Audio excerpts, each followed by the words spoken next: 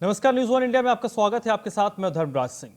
कानपुर में कोरोना का विस्फोट हुआ है।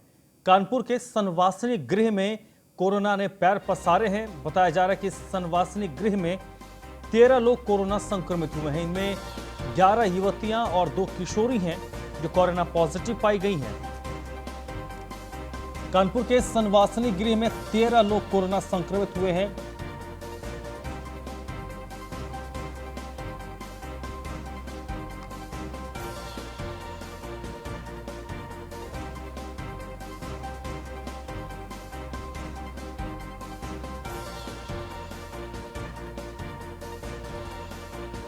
तो बड़ी खबर है कानपुर से, जहां पर संवासनी गृह में 13 लोग कोरोना पॉजिटिव पाए गए हैं। कोरोना का विस्फोट हुआ है। 13 में से 11 युवतियां हैं और 2 नाबालिग किशोरी बताई जा रही हैं कि जो कोरोना से संक्रमित हुए। एक साथ 13 केस संवासनी गृह में सामने आए हैं। कानपुर से बड़ी खबर है, जहां पर 11 युवतियां और 2 किशोरी कोरोना से संक्रमित हुई हैं।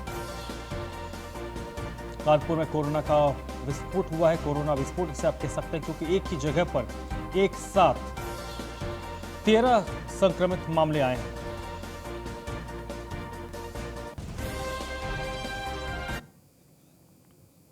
रमन गुप्ता इस वक्त मेरे साथ जुड़ चुके हैं इसी पर ज्यादा जानकारी के साथ। रमन, एक जगह पर एक साथ 13 संक्रमण के मामले सामने आए हैं, जो वाकई चौंकाने वाले भी हैं और चिंताजनक भी हैं। जी बिल्कुल, आपको बताना चाहूंगा कि लगातार कोरोना के जो मामले हैं कानपुर में वो बढ़ते जा रहे हैं। कानपुर के भी संवासनी गृह में 13 ऐसे मामले आए जिसमें कि 2 नाबालिग युवतियां हैं और करीबन 11 ऐसी युवतियां जिनमें कोरोना के लक्षण पाए गए हैं। आनंद फानन में कानपुर की जो सीएमओ है वो मौके पर हैं और पूरे जो एरिया है संवासनी गृह का उसको जो है अभी फिलहाल सैनिटाइज कराया जा रहा है और कई जांचें भी कराई जा रही है जो उन लोगों के संपर्क में आए, जो युवतियां और जो महिलाएं कोरोना संक्रमित पाई गई हैं, उनके जो संपर्क में आए लोग हैं उनकी फिलहाल अब जांचें शुरू हो गई हैं। कानपुर का स्वास्थ्य विभाग फिलहाल अभी संवासनी गृह में मौजूद है और लोगों की भी जांच कराई जा रही है। जिस तरह से संवासनी गृह में कोरोना का जो विस्फोट हुआ है वो बेहद चौंकाने वाला है और लगातार कानपुर में जो मामले हैं बढ़ते जा रहे हैं। जी रमन, इस संवासनी गृह में कितनी लड़कियां रहती हैं, कितने स्टाफ हैं यहाँ पर? बिल्कुल, आपको बता दूं कि संवासनी गृह में करीबन हजारों की संख्या में युवतियां रहती हैं और पहले भी जब कोरोना काल के दौरान भी संवासनी गृह में कई केसेस आए थे। अब जो कोरोना की दूसरी लहर है उसमें भी कोरोना जो विस्फोट हुआ है संवासनी गृह में वो बेहद चौंकाने वाला है और कई मामले ऐसे आए हैं जिसमें कि जो कोरोना पॉजिटिव है उनके संपर्क में जो वहां के जो बंदी है, जो अधिकारी है, जो लोग संवासनी गृह में रहते हैं, वो जो लोग उनके संपर्क में आए, अब फिलहाल उनके जो है सैंपल लेकर जांच कराई जा रही है और एक बड़ा विस्फोट हुआ है संवासनी गृह में। जी चलिए रमन, बहुत बहुत शुक्रिया आपका इस जानकारी के लिए। चलिए बढ़ते आगे। लखनऊ से अगली खबर है। उत्तर प्रदेश के वित्त विभाग में भी कोरोना का विस्फोट हुआ है। कोरोना बम फटा है। विशेष सचिव ओपी द्विवेदी समेत दर्जनों कर्मी कोरोना संक्रमित हुए हैं। तो अब हर जगह से कोरोना के जो मामले सामने आ रहे हैं वो बल्क में आ रहे हैं। मतलब एक आध मामले जो आते थे, अब एक आध मामले नहीं आ रहे हैं, अब बल्क में मामले सामने आ रहे हैं। वित्त विभाग में अनुभाग E11 समेत ज़्यादा प्रभावित जो स्थिति है इसी सेक्शन में है। गृह और समाज कल्याण का बजट प्रभावित अनुभागों को अब सील किया जा रहा है। तो विशेष सचिव जो ओपी द्विवेदी हैं उनके साथ दर्जनों कर्मी कोरोना से संक्रमित हो गए हैं। वित्त विभाग का अनुभाग E11 है जो सबसे ज्यादा प्रभावित है।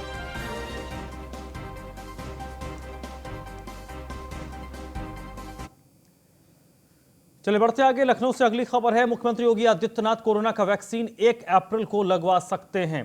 कोरोना वैक्सीन सिविल अस्पताल में लगवा सकते हैं मुख्यमंत्री योगी आदित्यनाथ। 1 अप्रैल से 45 साल से अधिक उम्र के लोगों को कोरोना की वैक्सीन लगेगी। तो 1 अप्रैल को मुख्यमंत्री योगी आदित्यनाथ सिविल अस्पताल में संभवतः कोरोना का वैक्सीन लगवा सकते हैं। जैसी खबरें आ रही हैं कि मुख्यमंत्री योगी आदित्यनाथ कोरोना का वैक्सीन लगवाएंगे। 1 अप्रैल को वो कोरोना की वैक्सीन लगवा सकते हैं। कोरोना वैक्सीन की जब से शुरुआत हुई है उसके बाद सबसे पहले जो फ्रंट लाइन वॉरियर्स थे उनको कोविड वैक्सीन लगवाया गया। 1 मार्च से 45 साल से अधिक उम्र के लोगों को लग रही थी, लेकिन उन लोगों को जो किसी बीमारी से ग्रसित हैं और 60 साल से ऊपर वालों को उसके पहले लगा। लेकिन अब 45 साल से ऊपर वाले सभी नागरिकों को अब रजिस्ट्रेशन करवाना होगा और उन्हें कोविड का वैक्सीन लगाया जाएगा।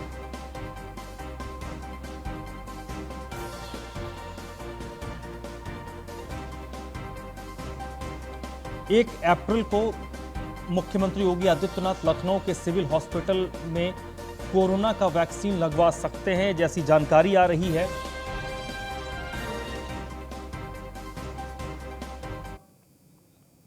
उत्तर प्रदेश की बात करें तो पिछले 24 घंटे में उत्तर प्रदेश में 918 कोविड के केस सामने आए हैं। 24 घंटे में कोरोना से 10 लोगों की मौत भी हो गई है। तकरीबन 1000 के आसपास 918 लोगों की संक्रमण की खबर आई है, रिपोर्ट दर्ज हुई है।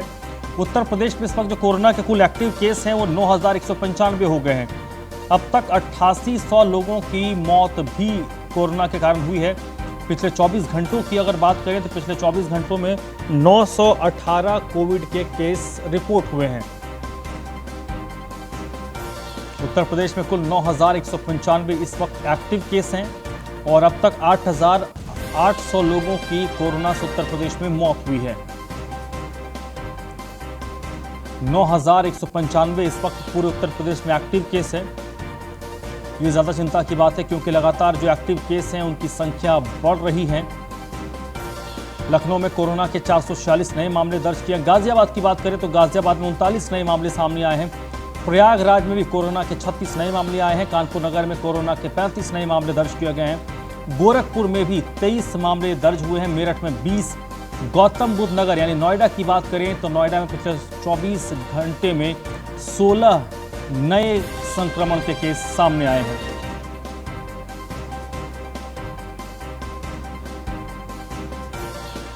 तो उत्तर प्रदेश में भी लगातार जो एक्टिव केस है उनकी संख्या बढ़ रही है। एस के वाजपेयी इस वक्त मेरे साथ जुड़ चुके हैं इसी पर ज्यादा जानकारी के साथ। एस के वाजपेयी, सबसे बड़ी चिंता इस बात को लेकर है कि एक्टिव केस का जो मामला था वो दिसंबर के आखिर तक में बहुत नीचे चला गया था। अब उत्तर प्रदेश में एक्टिव केस के मामले 10,000 को होने जा रहे हैं। ये सबसे बड़ी चिंता की बात है। बिल्कुल, हम देखें जिस तरीके से उत्तर प्रदेश सरकार ने प्रयास किया था और बड़े पैमाने पर चाहे वो वैक्सीनेशन रहा हो या उसके अलावा टेस्टिंग रही हो और लोगों के होम क्वारंटाइन पे जो Covid control room integrated centres बनाए गए हैं वहां से उनके ऊपर निगरानी रखकर कहीं ना कहीं इस आंकड़े को केवल 1970 तक पहुंचा दिया था, जो कि 2000 नीचे था। लेकिन 3 सप्ताह से उत्तर प्रदेश में लगातार कोरोना के आंकड़े बढ़ रहे हैं, जो चिंता की बात है। निश्चित ही उत्तर प्रदेश सरकार तथा केंद्र सरकार ये प्रयास कर रही है कि हर वो संभव प्रयास किया जाए, जो गाइडलाइन का फॉलो कराया जाए, वैक्सीनेशन को तेजी के साथ लागू किया जाए, आरटीपीसीआर टेस्ट बड़े पैमाने पर किए जाए। लेकिन कहीं न कहीं लोगों की जागरूकता जो है वो सबसे बड़ी चीज है। यही एक बड़ी वजह है क्योंकि होली जैसा त्योहार पड़ा है, उसके अलावा जैसे गैदरिंग पे लोग जा रहे हैं और सोशल डिस्टेंस, मास्क और साथ साथ में सैनिटाइजेशन का जो गाइडलाइन है उसको फॉलो नहीं कर रहे हैं।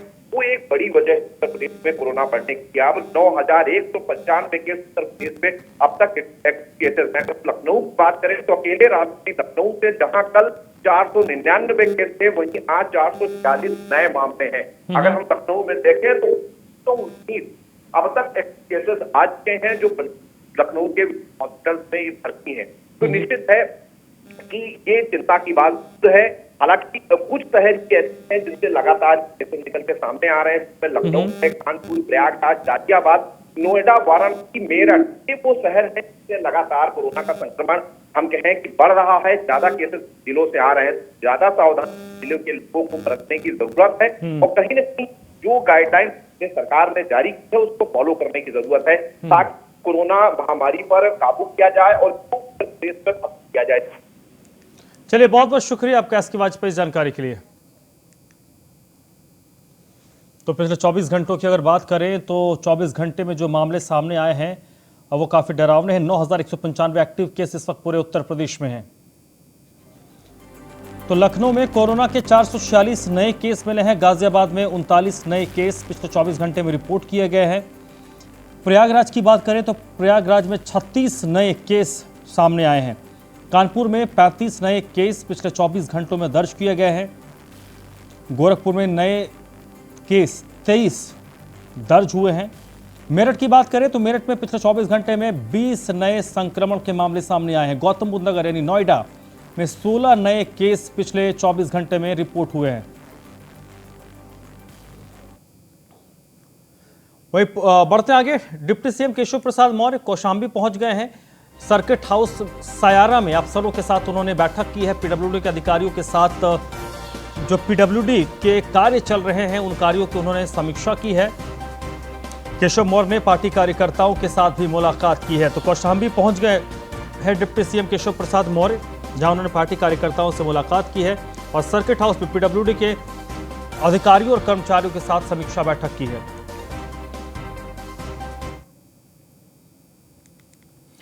बढ़ते आगे, लखनऊ से अगली खबर है। पूर्व प्रमुख सचिव विधानसभा प्रदीप दुबे की तैनाती को लेकर अब जांच के आदेश दिए गए हैं। पूर्व प्रमुख सचिव हैं विधानसभा प्रदीप दुबे, जिनकी तैनाती को लेकर जांच के आदेश दिए गए हैं। बताया जा रहा है कि सेवा नियमावली के विरुद्ध सचिव विधानसभा के पद पर इनकी तैनाती हुई है। राज्यपाल आनंदीबेन पटेल ने इसको लेकर जांच के आदेश दे दिए हैं। विशेष सचिव राज्यपाल ने प्रमुख सचिव न्याय को इस मामले को लेकर एक चिट्ठी लिखी है। प्रदीप दुबे ने 13 जनवरी 2009 को स्वैच्छिक सेवानिवृत्ति यानी कि वीआरएस ले लिया था। वीआरएस लेने के बावजूद प्रमुख सचिव विधानसभा के पद पर उनकी नियुक्ति हुई थी। सेवा नियमावली के नियमों के विपरीत नियुक्ति पर मामला सुप्रीम कोर्ट भी गया था। विवाद बढ़ने पर भर्ती के लिए एक विज्ञापन भी निकाला गया। यह विज्ञापन निकाला गया 6 मार्च 2012 को और दोबारा से उनकी प्रमुख सचिव के तौर पर नियुक्ति हो गई।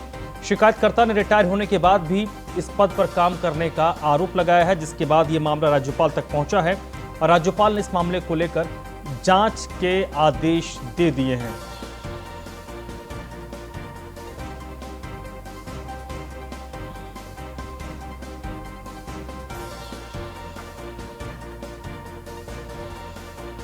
लखीमपुर खीरी से अगली खबर है, जहां पर बीजेपी के प्रदेश प्रवक्ता जुगल किशोर की दबंगई देखने को मिली है। अपने भाई को निर्विरोध प्रधान बनाने के लिए उस जुगल किशोर ने विपक्षी उम्मीदवारों को धमकाया है और इस धमकाने का जो ऑडियो है वो उस वक्त सोशल मीडिया पर वायरल हो रहा है, जिसमें वो कह रहे हैं कि तुम पूरी ताकत लगा सकते हो, लगा लो, हम देखते हैं कि कैसे पर्चा भरोगे। जुगल किशोर कह रहे हैं।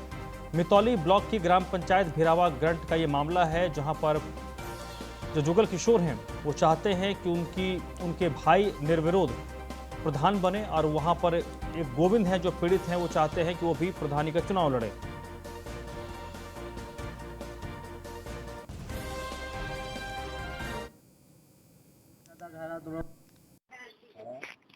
गोविंद तुम बैठना नहीं, तुमको कसम है, ठीक है? तुम लड़ना जरूर और लड़के तुम दिखा देना, तब हमें बताना।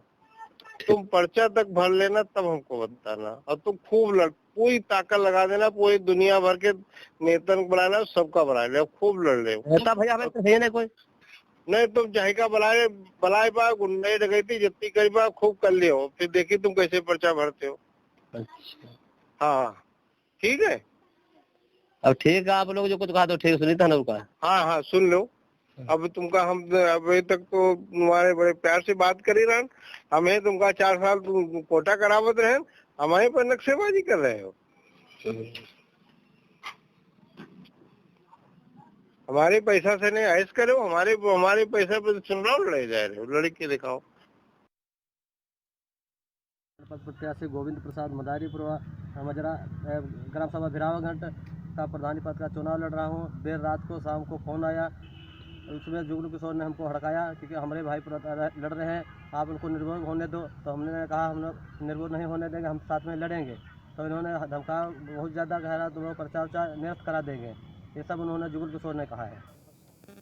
अंबेडकर नगर में सीओ भीटी रुक्मणी वर्मा की दबंगई देखने को मिली है।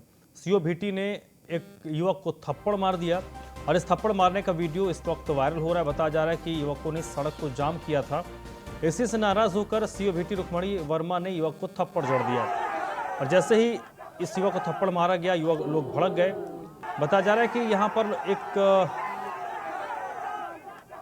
मामले में लोगों ने सड़क जाम किया था। हत्या आरोपियों की मांग को लेकर सड़क जाम किया, लोग प्रदर्शन कर रहे थे। लेकिन उसी दौरान जो सीओ साहिबा थी उनको गुस्सा आ गया और उन्होंने एक युवक को थप्पड़ मार दिया।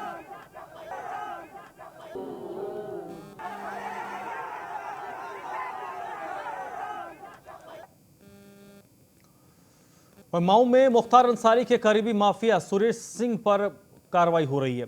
अवैध ईंट भट्टी और कोयला को पुलिस ने जब्त किया है। 28 लाख रुपए की संपत्ति पर प्रशासन ने कार्रवाई की है। पहले भी 50 बड़े वाहन और अवैध जमीन को प्रशासन जब्त कर चुका है। अब तक सुरेश सिंह के करोड़ों की संपत्ति को जिला प्रशासन ने जब्त किया है। मऊ के कोपागंज थाना के तड़ियाव गांव में प्रशासन ने यह कार्रवाई की है। ईंट भट्टा तड़ियाव में संचालित कर रहे थे। ये भट्टा अवैध रूप से संचालित हो रहा है।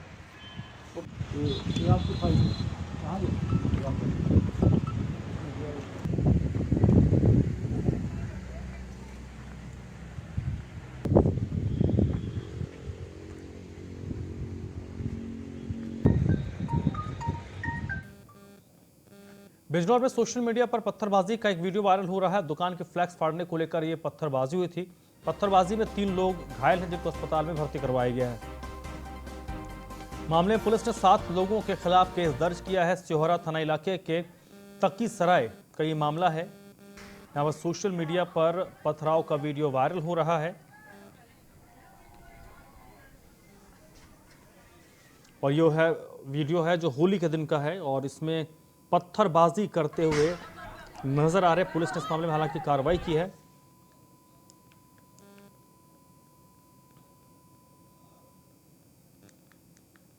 मुरादाबाद में युवती को बस ने रौंद दिया। सड़क हादसे में युवती की मौत हो गई है। परिजनों ने इस घटना के बाद बस में तोड़फोड़ की है। परिजनों की तहरीर पर केस दर्ज कर लिया गया है। मुरादाबाद के कटघर थाना क्षेत्र के गुलाल बाड़ी का ये मामला है, जहां पर एक युवती को बस ने कुचल दिया।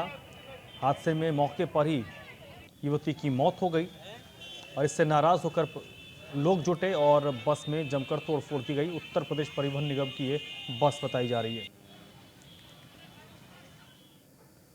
मुजफ्फरनगर में एक बड़ा सड़क हादसा हुआ है। इस सड़क हादसे में 3 पुलिसकर्मियों की मौत हो गई है, जबकि 2 पुलिसकर्मी की हालत गंभीर है। मुजफ्फरनगर में यह बड़ा सड़क हादसा हुआ है और इस हादसे में 3 पुलिसकर्मियों की मौत हो गई है, जबकि 2 पुलिसकर्मी घायल हैं और दोनों की हालत गंभीर है। उनकी गंभीर हालत को देखते हुए उनको मेरठ रेफर किया गया है।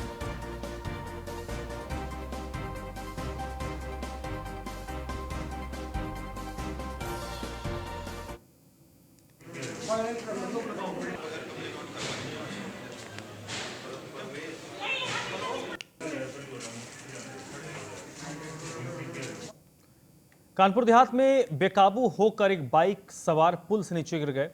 अस्पताल ले जाते वक्त दोनों घायलों की मौत हो गई है।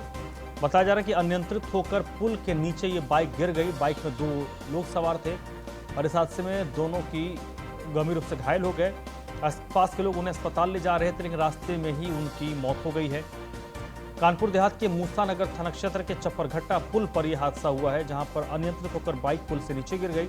इस हादसे में 2 लोगों की मौत हुई है।